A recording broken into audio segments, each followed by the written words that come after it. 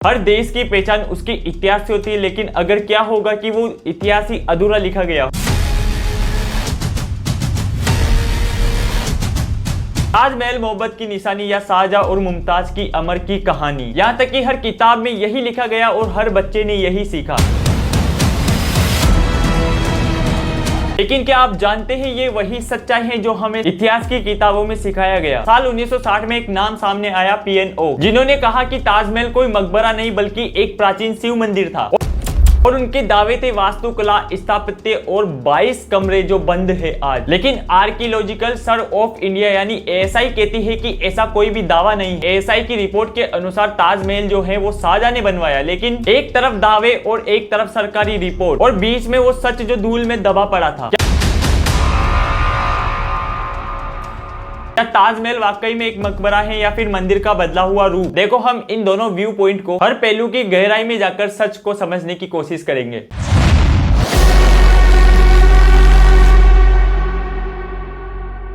एक ऐसी इमारत जिसे दुनिया मोहब्बत की निशानी के नाम से जानती है, जहां सफेद संगमरमर के टुकड़े में एक कहानी छुपी है। वो कहानी है शाहजहां और मुमताज की। ताजमहल जो है ये मुगल वास्तुकला का सबसे बड़ा अच्छा उदाहरण। इसे बनाया था शाहजहां ने अपनी बेगम मुमताज के लिए, जिसे पूरी दुनिया मुमताज महल के नाम से जानती है, और उसकी याद में ये महल बनवाया। मुमताज जो है ये महारानी नूरजहां की भांजी थी। मुमताज का जन्म 1593 में हुआ था और 1631 में अपने 14वें बेटे को जन्म देते वक्त उसका देहांत हो गया बहरानपुर में। उसके बाद जो उसकी बॉडी थी उसको जैनाबाद गार्डन में दफनाया गया। ठीक 6 महीने बाद उसकी बॉडी को आगरा ले जाया गया, जहां उसे आज के ताजमहल के तहखाने में दफनाया गया। जो ये ताजमहल है ये मुमताज का मकबरा ही नहीं बल्कि शाहजहां का आराम गाह भी है। ये जो मकबरा है ये यमुना नदी के किनारे पर बना हुआ है, जहाँ पर नदी तीव्र रूप लेकर वो पूर्व की तरफ बहने लगती। कहा जाता है जो ये आज का ताजमहल है, जो इसकी जमीन है ये कछवाहा राजपूतों की, और शाहजहां ने ये जमीन ली थी उनको 4 हवेली देकर। इतिहासकार अब्दुल हामिद लाहौरी ने अपनी बुक बादशाह नामा में लिखी थी। जब ये ताजमहल का निर्माण हो रहा था इसके आसपास नेटवर्क बिछाया गया ताकि जो ये इतनी बड़ी इमारत है इसको फाउंडेशन मिल सके। और इस ताजमहल की बिल्डिंग को बनाने के लिए सिर्फ भारत के वास्तु कलाकार नहीं आए थे बल्कि बाहर से भी कारीगरों को बुलाया गया। ताजमहल को बनवाने के लिए मध्य एशिया से लेकर ईरान तक के लोग आए। और जो ये बाहर जो आपको सफेद सा चमकता हुआ संगमरमर दिखता है ये हमारे राजस्थान के मकराना से आया। और इसकी जड़ाई के काम के लिए जो पत्थर इस्तेमाल हुए वो भारत, अफगानिस्तान और सिलोन और आज के श्रीलंका से आए। ताजमहल का जो पूरा कॉम्प्लेक्स है इसको बनने में 17 साल लग गए और जो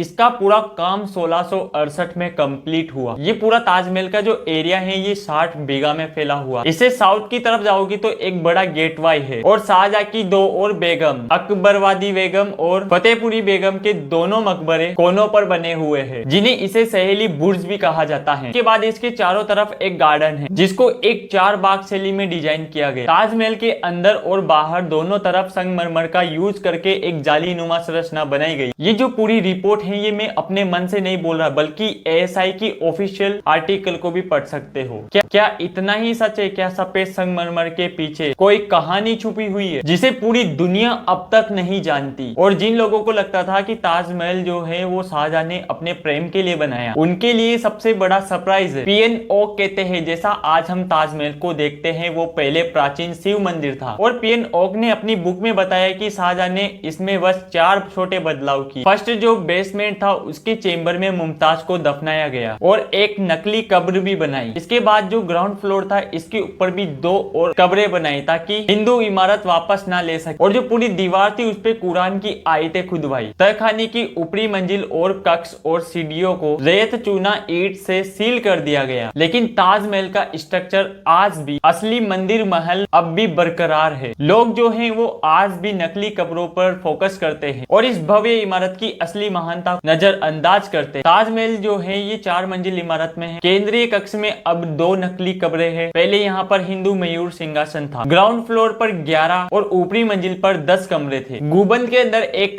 चौथी मंजिल पर एक हॉल था। लोग इसे मस्जिद या एक्स्ट्रा स्ट्रक्चर समझते हैं, लेकिन असल में इसे गार्ड्स और धार्मिक समारोह के लिए बनाया गया। यहाँ पर ढेरों कमरे हैं और लोग कहते हैं कि इन कमरों को खोलना चाहिए, शायद हिंदू मूर्तियां और खजाना मिल जाए।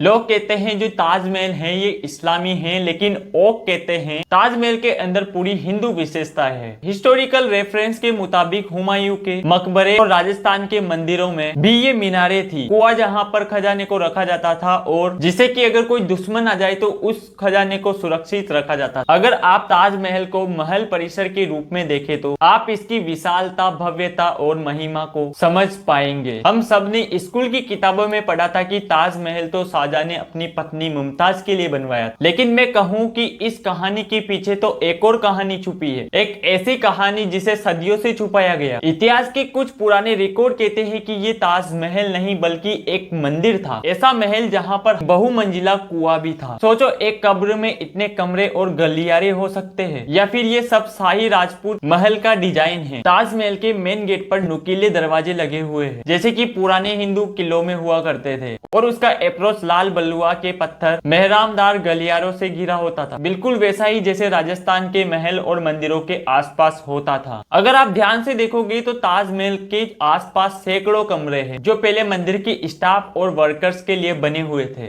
लेकिन मुगलों ने इन्हें जिला खाना कहकर एक्सप्लेन कर दिया। ताजमहल के अंदर एक इंटरेस्टिंग इमारत है, ड्रम हाउस यानी नक्कार खाना। जब इस्लामिक मकबरों में संगीत मना है तो ताज में ड्रम और शहनाई की जगह क्यों है?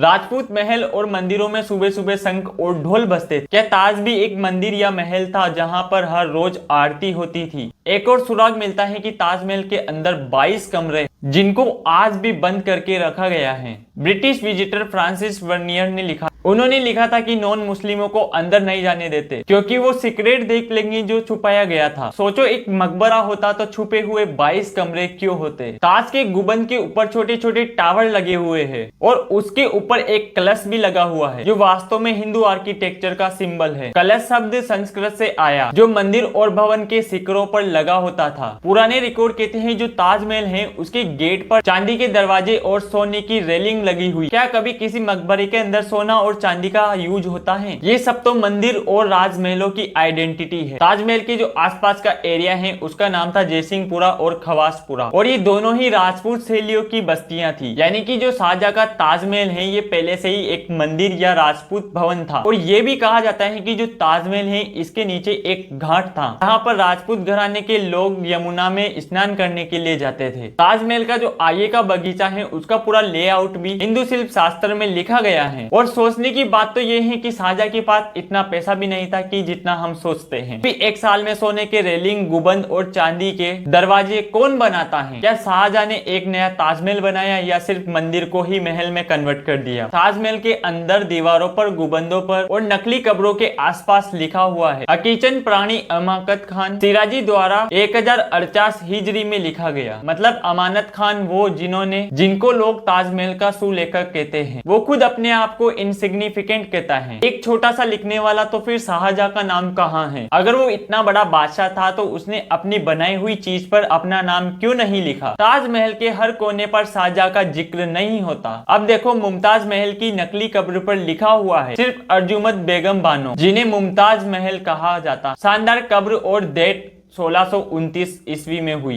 बस सिर्फ न शाहजहां का नाम और न ही किसी मकबरे बनवाने का जिक्र। और सबसे चौंकाने वाली बात की हिस्टोरियंस को भी पता नहीं कि मुमताज की मौत आखिर कब हुई, 1629, 1630, 1631 या 1632 में। क्या कोई बादशाह सबसे प्यारी बेगम की मौत की सही तारीख भूल सकता है? मुमताज के ऊपर एक नकली कब्र बनी हुई है और उसके नीचे एक और असली कब्र है और दोनों पर ही वही लिखा हुआ है, बस कुरान की 2 आयतें और सिर्फ बस एक लाइन। और शाहजहां की कब्र वहां पर भी वही, परम प्रतापी महाराजा। शाहजहां की पूरी पवित्र कब्र, लेकिन कोई एविडेंस नहीं कि उसने ताजमहल बनवाया। तो जो कोई भी बादशाह अपनी पत्नी के लिए कोई भी मकबरा या कुछ भी बनाता है तो उस पे अपना जिक्र तो करता है ना, लेकिन उसने भी ये नहीं किया। उसका नाम हर दीवार, हर पत्थर पर होता, लेकिन कुछ भी नहीं है। इसका मतलब एक ही हो सकता है कि शाहजहां ने ताजमहल बनवाया नहीं बल्कि कब्जा किया शिव मंदिर पर। एक पुराने हिंदू महल पर जो राजा जयसिंह के पास उसने अपनी बीवी के लिए ले लिया और कुरान की आयतें छपवा दी। इतिहास के मुताबिक मुगल शासकों के परिष्कृत दिखते थे, लेकिन वहां पर था अंधेरा, लालच और खौफ। 5000 औरतें उनके हरम में थी, उनके बच्चों को अकेला रख दिया जाता था और जो जिंदा बच जाता था उनका हाल और भी बुरा कर देते थे। इनकी क्रूरता के दौरान कोई भी आर्ट, कोई भी म्यूजिक, कोई भी बिल्डिंग फल फूल सकती थी क्या? असंभव। अगर सोचो मुगल बादशाह रोज जंग लड़ते तो उनके पास हजारों नौकर, फौजदार और हरम का खर्चा था, तो फिर इतना बड़ा एम्पायर संभालते हुए उनको पैसों की कमी क्यों आती? शाहजहां के पास जितना भी पैसा आता था वो सारा खत्म हो जाता। फिर भी हमसे कहा गया उन्होंने संगमरमर का ताजमहल बनवाया। ऐसा महल जहाँ पर करोड़ों टन सफेद संगमरमर और ज्वेलरी और मेहनत लगी हो, वो पैसा कहाँ से आया? जो इतिहासकार थे वो मुगल बादशाह के प्रेस राइटर थे। उनका काम था राजा की तारीफ करना और उनसे पैसे लेना। उन्होंने लिखा, उभरे हुए उम्मत को अलीमर्दान खान ने पेश किया, लेकिन इसका सबूत कुछ भी नहीं। शायद ऐसा माना जाता है, हो सकता है यही लिखा हो। मतलब कि पूरी कहानी अटकलबाजी पर। किन नाम के इतिहासकार लिखते हैं? मुमताज को दफनाने के बाद 2 बारादरी, आमोद और प्रमोद के मंडप बनाए गए। सोचो एक आदमी अपनी बीवी के मरने के गम में एक मनोरंजन गार्डन बनाएगा। मतलब वो जगह एक हिंदू राजपूतों का महल था जिसे शाहजहां ने वहां पर कब्जा किया और उसे बदल दिया। सबसे बड़ा झोल की किन नाम के जो लेखक हैं वो लिखते हैं कि जो मुमताज का जो शव था वो 6 महीने तक बहरानपुर में था, फिर 9 साल तक एक टेम्परेरी मकबरे में, और कोई भी सबूत नहीं कि मुमताज का जो शव था वो ताजमहल में कब शिफ्ट किया गया। क्या ये पॉसिबल है? संगमरमर की जाली जो नकली कब्र के पास है, कुछ लोग कहते हैं शाहजहां ने लगाई और कुछ लोग कहते हैं कि औरंगजेब ने। मतलब कि हर डिटेल में विरोध है। इतिहास की किताबों में शाहजहां का नाम है, लेकिन उसके बनाए हुए ताजमहल में उसका जिक्र तक भी नहीं है। यहाँ तक कि उसका नाम कहीं पर भी नहीं लिखा गया, नहीं शिलालेख, न कोई तारीख, न कोई दावा कि ये मैंने बनाया। अब जरा ताजमहल की बनावट देखो, चारों तरफ गुंबद और ऊंची मीनार और सबसे खास की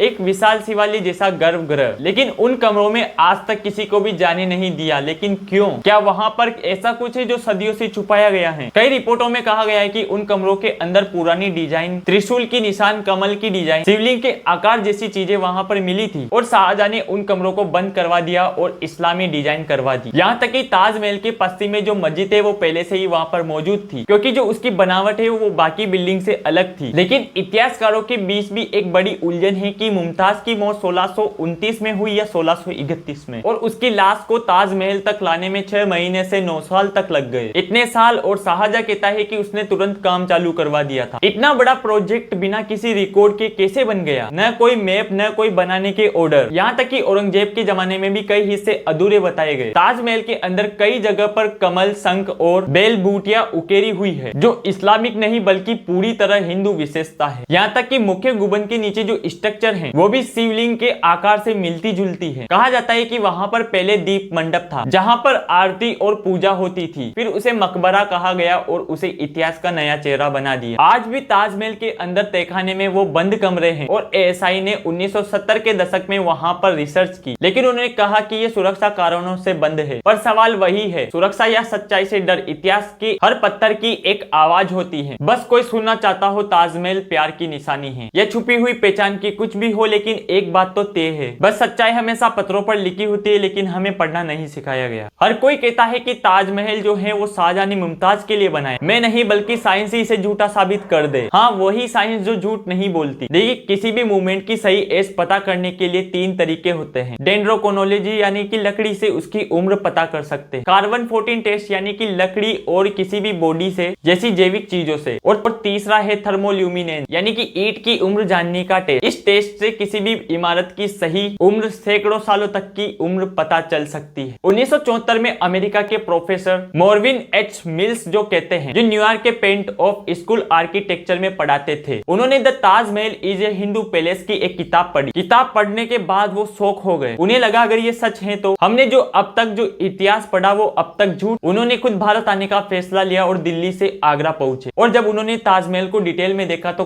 भैया कुछ न कुछ तो गड़बड़ जरूर है। Something is not adding up. मोरविन ने ताजमहल की दीवार के पास एक लकड़ी का दरवाजा देखा, जिसका जो आधा हिस्सा था वो टूटा हुआ था। उन्होंने एक छोटा सा टुकड़ा निकाला और सैंपल के लिए न्यूयॉर्क भेज दिया, और जो उसका रिजल्ट आया वो और चौंकाने वाला था। उस टेस्ट में लकड़ी की उम्र 1270 से लेकर 1400 ईस्वी तक थी, यानी कि मुमताज की मौत से 183 से 361 साल पुरानी। लेकिन सोचो अगर ये सच बाहर आ जाता तो सदियों से चली आ रही शाहजहां की कहानी खत्म हो जाती। और मोरविन ने आर्कियोलॉजिकल सर्वे ऑफ इंडिया को एक लेटर लिखा। उन्होंने लिखा, मैं और साइंटिफिक टेस्ट करना चाहता हूँ ताकि सच और साफ हो सके, और जवाब मिला, आगे जांच करना वांछनीय नहीं। It not disable to investigation future. मतलब साफ था कि सच को दबाने का खेल शुरू हो चुका था। एक साइंटिस्ट ने सच बताने की कोशिश की, लेकिन हमारे ही लोग डर गए। एक सच्चाई बाहर आई तो इतिहास को फिर से लिखना पड़ेगा। मिस्टर मिल्स ने कहा कि साइंस सच बता सकता है, बस आप बताने दो तो। लेकिन आज तक उस आवाज को दबा दिया गया, शायद इसीलिए कि सच मूवमेंट से भी भारी होता। सबने ताजमहल के ऊपर रिसर्च करना शुरू किया तो सबसे ज्यादा ऑपोजिशन मिला।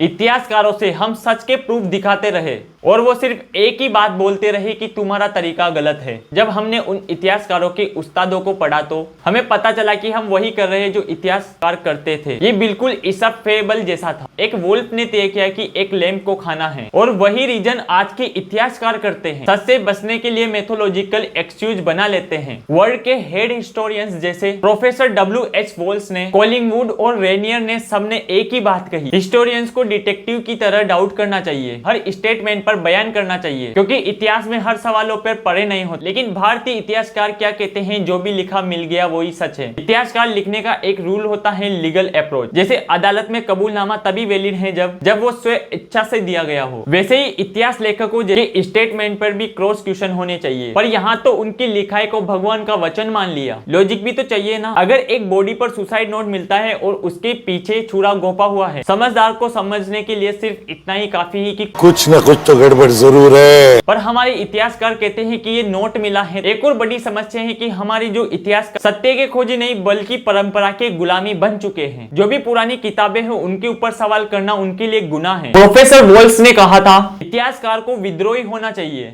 लेकिन हमारे भारत में इतिहासकारों का होना मतलब कि ब्लाइंड फॉलोवर्स होना। हम सब सोचकर हैरान हो गए कि जो हमारे प्रोफेसर थे उन्हें अपनी आंखों से जो सच दिख रहा है वो भी नहीं दिख रहा। उनको भी पता है कि इतिहास गलत लिखा हुआ है, लेकिन वो भी उस गलत इतिहास को दोहरा रहे हैं। एक वक्त था जब जो हिस्टोरियंस थे वो सच के लिए जीते थे, और आज एक वक्त है जो सच से डरते हैं। इतिहासकार का असली काम पास्ट को लिखना नहीं बल्कि अतीत में छुपा हुआ असली सच को निकालना होता है। सब लोग कहते हैं जो ताजमहल है वो अपनी पत्नी के लिए शाहजहां ने बनवाया, लेकिन एक थ्योरी ऐसी भी है जो दावा करती है कि ताजमहल पहले तेजोमहल था, एक शिव मंदिर जिसे शाहजहां ने अपने नाम कर लिया। आज हम बात करेंगे उन प्रूफ की जो कहती हैं यह प्यार की निशानी नहीं बल्कि एक प्राचीन शिव मंदिर था। शाहजहां के अपने रिकॉर्ड बादशाहनामा में लिखा हुआ है कि ताजमहल जो है वो एक हिंदू महल था, मतलब कि एक पहले से बना हुआ भवन। फिर सोचो अगर शाहजहां ने बनवाया होता तो वो अपनी ही किताब में ये क्यों लिखवाता। और सबसे इंटरेस्टिंग बात की मुमताज की नकली कब्र है उसकी ऊंचाई मुस्लिम औरत की औसतन ऊंचाई जैसी है, और नहीं एक इस्लाम कब्र। रिसर्चर बोलते हैं शायद उस ऊंचाई को बेस बनाया गया शिवलिंग की ऊंचाई, मतलब कि नकली कब्र के नीचे असली शिवलिंग छुपा हुआ है। लखनऊ के म्यूजियम में एक पुराने स्टोन का एक शिलालेख रखा हुआ है जिसे बटेश्वर शिलालेख कहा जाता है। ये संस्कृत में लिखा हुआ है और इसकी तारीख है 1155 ईस्वी, मतलब कि शाहजहां से 500 साल पहले। उसमें लिखा हुआ है कि राजा परमर्दी देव ने आगरा के पास 2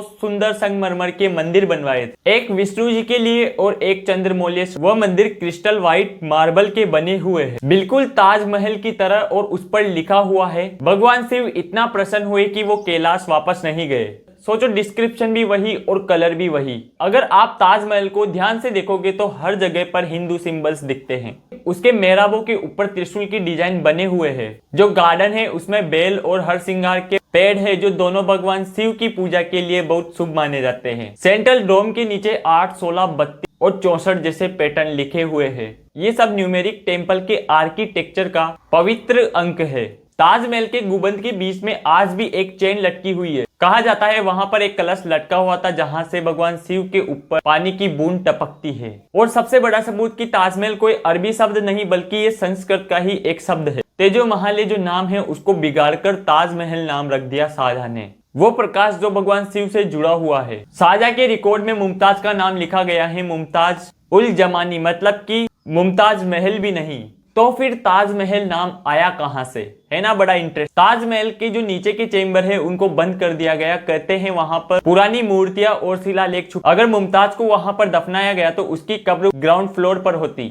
जो इस्लाम है उसमें शव को जमीन के अंदर दफनाया जाता है, न कि 2 मंजिला इमारत पर। क्या आपको लगता है जो कोई कट्टर शासक था जो मूर्तियां तोड़वाता था वो एक मोर के आकार का सिंहासन बनवाता? बिल्कुल भी नहीं। और इस्लामिक शासन में एक और रूल है कि जो बर्ड्स और एनिमल्स है उनकी डिजाइन का सिंहासन बनवाना इस्लाम में अलाउ ही नहीं है। मतलब कि एक ही पॉसिबिलिटी बची हुई है कि जो सिंहासन था हिंदू राजा का था, जिसे शाहजहां ने ताजमहल के साथ ही लूट लिया। इतिहासकार PN ओक ने अपनी book the Taj Mahal is the truth story में कहा था कि शाहजहां ने कोई नई इमारत नहीं बनवाई बल्कि एक प्राचीन शिव मंदिर को ही ताजमहल में कन्वर्ट कर दिया। उन्होंने अपनी बुक में लिखा था कि जो ताजमहल आज एक्चुअल में दिखता है वो पहले ऐसा नहीं था, पहले एक महल या हिंदू टेंपल था जिसको ताजमहल में कन्वर्ट कर दिया। उन्होंने अपनी बुक में ये भी कहा कि अगर ये मकबरा है तो इसके अंदर 22 कमरे क्यों हैं? क्यों ताज के दरवाजे नॉर्थ की तरफ है, बल्कि जो इस्लाम में तो कब्रिस्तान है वो वेस्ट यानी पश्चिम की तरफ होता है। ओक लिखते हैं कि ताज के अंदर 4 मकबरे दिखते जरूर है लेकिन उसमें से 2 फेक भी हो सकते हैं। उनका कहना था जो मुमताज है उसकी दफनाने की तारीख किसी भी रिकॉर्ड में दर्ज ही नहीं हुई। कुछ लोग कहते हैं 6 महीने तो कुछ लोग कहते हैं 9 साल। अगर किसी ने इतना बड़ा मकबरा बनाया तो उसकी सही तारीख तो पता होती। ब्रिटिश और मुगल इतिहास लेखकों के भी रिकॉर्ड में ये चीज नहीं मिलता कि जो ताजमहल है इसे शाहजहां ने बनाया। आर्किटेक्चर प्लान, पेमेंट रिसिप्ट और रॉयल ऑर्डर्स कुछ भी नहीं। ओक अपनी बुक में लिखते हैं कि जो शाहजहां है वो मुमताज से इतना ही प्यार करता था तो उसने उसके लिए जो 22 साल से जो मजदूरी कर रहे थे उन लोगों को क्यों सताया और उनके हाथ बाद में क्यों काट दिए, और क्यों उसने ताजमहल के असली ओनर यानी कि राजा जय सिंह से